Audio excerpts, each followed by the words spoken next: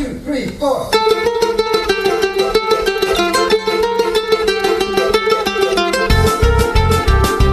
Good morning, everyone. Good morning, everyone. This is Jewish Talker, the voice of Nassau Community College, 90.3 WHPC, streaming live on the college station, TuneIn.com, and on the iHeartRadio app. And, of course, all week long, you will find this program rebroadcast, reposted on Spreaker.com. Don't forget, you can see us right now on Facebook Live. And if I see your name, I say hello. Hello to Jean and everybody else joining us. Let's see. Thank you, Mrs. Laura Rothstein. Dr. Kilshevsky is there. Wow, fantastic. Good morning from Merrick. And, of course, to Harvey Kipnis and everybody out there. So, in case you don't know, I'm Rabbi Pearl. And today we're going to be talking about how I was asked this question by Newsday. How do you bring passions to the pulpit or to the radio show? The second on our topic today is the 3 lessons that we can learn from Rose Ann's offensive tweet. And number 3 on our discussion today is your life going in circles? Don't worry, it's not always negative. The Jewish people actually trekked through the wilderness for 40 years, and basically they were going in circles. So, is this a good thing? How do we understand this? So that's coming up. Also, I'd like to take this opportunity to invite everyone. Coming up will be the Yartzeit, the anniversary of the passing of the Lubavitcher Rebbe. And in conjunction with that, we're inviting all of our listeners, everybody, that's on Facebook Live, on WHPC, everybody here to join us on Thursday evening, June the 14th, we are joining together with the Chabad of Great Neck at 400 East Shore Road for an amazing concert led by the Agnon Quartet. They are the recipients of the prestigious American Israel Cultural Foundation Scholarship Award, and they will be presenting a beautiful insight, a unique multimedia production, and songs of the inspired soul of the Rebbe's Nigunim, of the Rebbe's songs. So you can go to our website, chabadminiol.com/songs, or call us at 516-739-3636, and to be able to join us to make reservations. This all takes place on Thursday evening, June the 14th, and it's in honor of the Rebbe's Hilula of the 3rd day of Tammuz, and we look forward to having a wonderful group and delegation to joining us as we come together for this occasion. So let's get right into it. How do we bring passions to the pulpit or to the radio show? And I want to say good morning to everybody. Greg Clapp is watching us, and many others. So the first thing is, this is my secret, dear friends. How do I bring passions to the pulpit? Most people don't know this, except those who sit up front in my synagogue know that in my lectern, there's a huge basket full of passion fruit, and that helps me bring passions to the pulpit. Okay.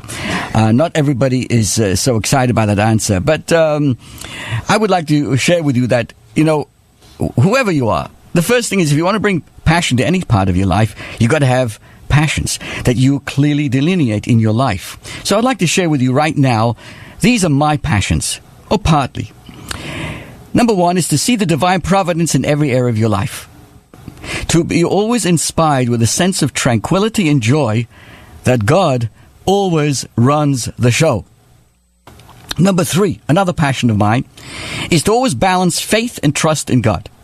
What's the difference between faith and trust? In Hebrew would be emunah and bitochen. Well, faith in God means that all that has happened in the past is for the good, even if we don't see it yet. Number 2, to trust in God is that from now on, the Almighty will surely deliver blessings in an open, pleasing, and revealed manner, both physically and spiritually. And another passion of mine is to appreciate that every minute alive, every minute that you and me are alive, we're all on this world, is God's way of saying, I trust in you, that you will fulfill your life. Hey, wait, I'm not finished. Let me tell you what other things that inspire me constantly.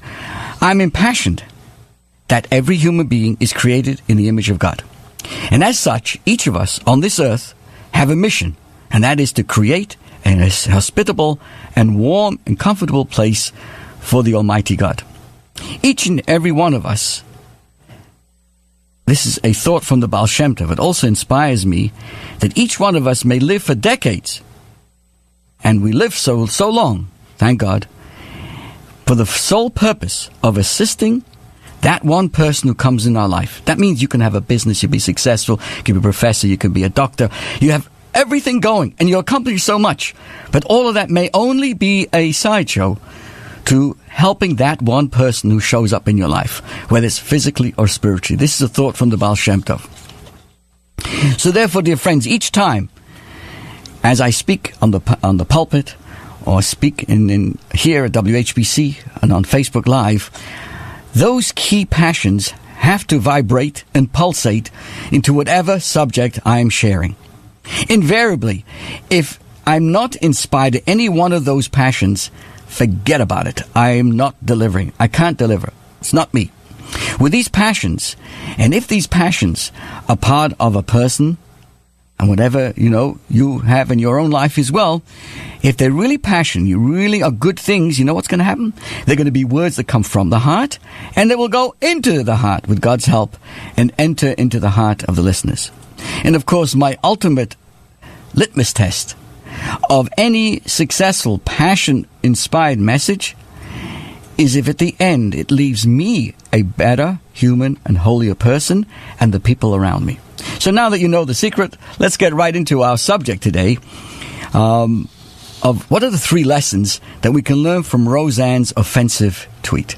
And I want to say a special thank you to Hope Lefstein and to Baruch Wolf. Baruch, Shalom Aleichem, Baruch. Thank you. Rabbi Baruch Wolf is the Chabad of the medical centers in New Hyde Park area, in the North Shore Hospital and Long Island Jewish, an amazing rabbi who himself donated one of his kidneys to save someone's life. So, Rabbi Wolf, I want to thank you so much.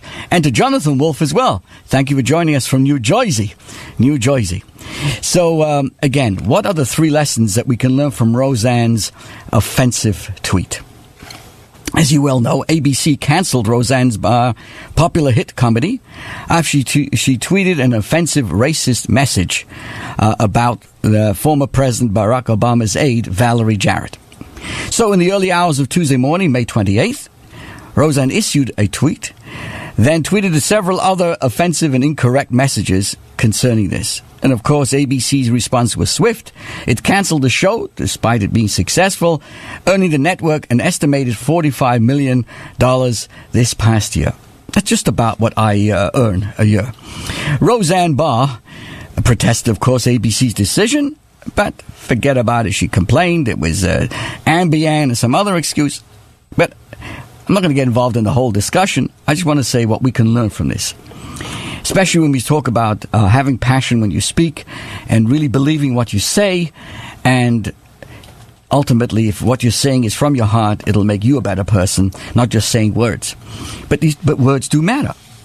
Roseanne's tweets are reminded of a very Jewish notion that our words matter.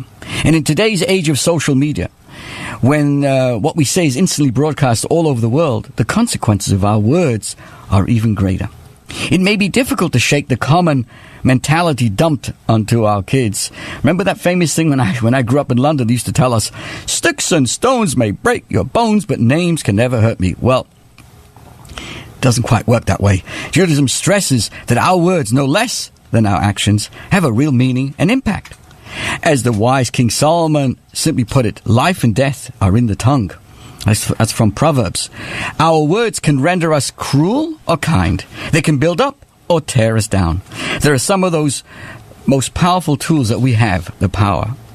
A second lesson I can share with you. You have to be very careful. Jokes can hurt. And I do get lots of comments about the jokes that I present, and not always do they go over very well. But I did find out. Do you know why the Scarecrow was given the Nobel Prize? Do you know why the Scarecrow was about to receive the Nobel Prize? Because he was outstanding in his field. Okay? All right? Listen, ladies and gentlemen, you get what you pay for in this synagogue, in this program here today. So jokes can hurt. In the days after Roseanne's offensive tweets, some people defended her on social media, pointing out that she's a comedian and offending people is just part of her job. But in Judaism, it cautions us to remember that jokes have an even stronger power to hurt. Being the butt of a cruel joke doesn't mean that hateful words don't sting. The Talmud tells us, compare someone who embarrasses another person to a moiderer. Am I saying it right? Mrs. Rustin, a moiderer, right? That's how they say it in Flushing Avenue in Brooklyn.